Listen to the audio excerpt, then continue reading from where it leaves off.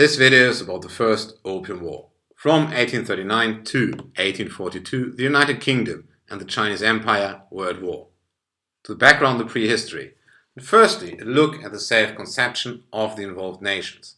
China saw herself as the Middle Kingdom, superior to all of the other nations. Foreigners were just barbarians. The European powers had a quite similar view. They saw themselves destined to expand by a trade war in colonies.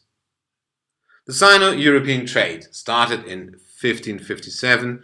The Portuguese established a trading post in Macau. A bit less than 100 years later, the Anglo-Chinese trade started, and then a bit more than 100 years later, the Chinese established a system for the Sino-European trade. European traders were only allowed in a limited area in Guangzhou, Canton, and were not allowed to trade directly with the Chinese. They had to go through the Cohong Guild. The Chinese had the right to dictate prices, and the Europeans were only allowed to pay in silver. This Canton system led to trade deficits in Europe and a drain of silver. But the East India Company had a solution. They started the opium trade and were able to reverse the trade deficit. The unfortunate effect was that large numbers of the Chinese population were then drug addicts.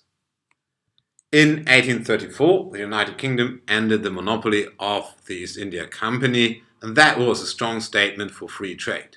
In this spirit, and of course to gain economic advantages, the British sent Lord Napier, to China to negotiate the opening of the market. But the Chinese see, no, there's some barbarian coming, why should we deal with them? So they just ignored Napier. In 1839, in March, the Chinese emperor banned the opium trade, and his imperial commissioner demanded from the European traders to hand over their opium. What followed was that the Chinese just seized the opium from the European factories, boarded British ships in actually international waters, destroyed the opium, and then demanded from the traders to sign a declaration that they will refrain from trading opium or they would face the death penalty.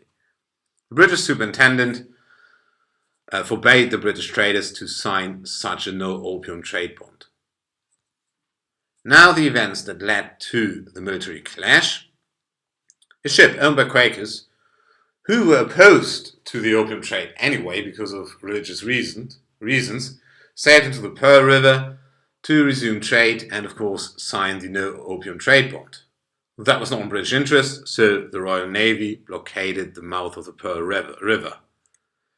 Now another ship was following the example of the Quaker ship, and now the British fired some warning shots. Chinese vessels tried to intervene, but they were no match, they were simply sunk. The Chinese emperor demanded from the foreigners not to support the British, and then war was on.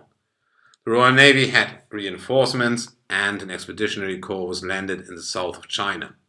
This area around Guangzhou was quickly under British control.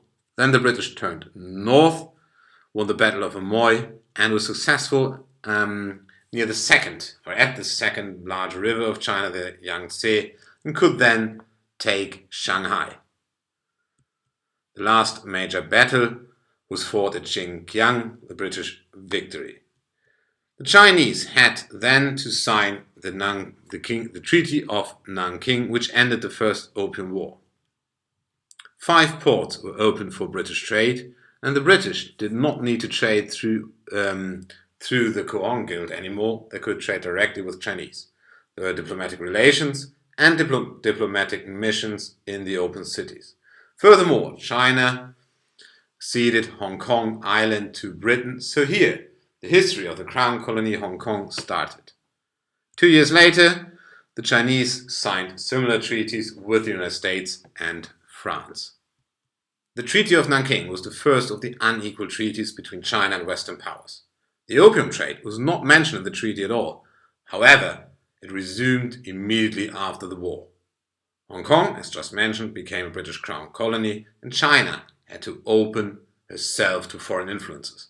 That meant the decline of traditional China and the decline of influence in Asia.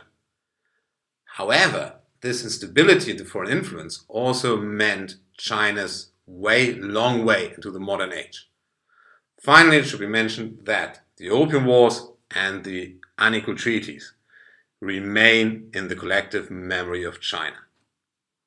That was the First Opium War in 5.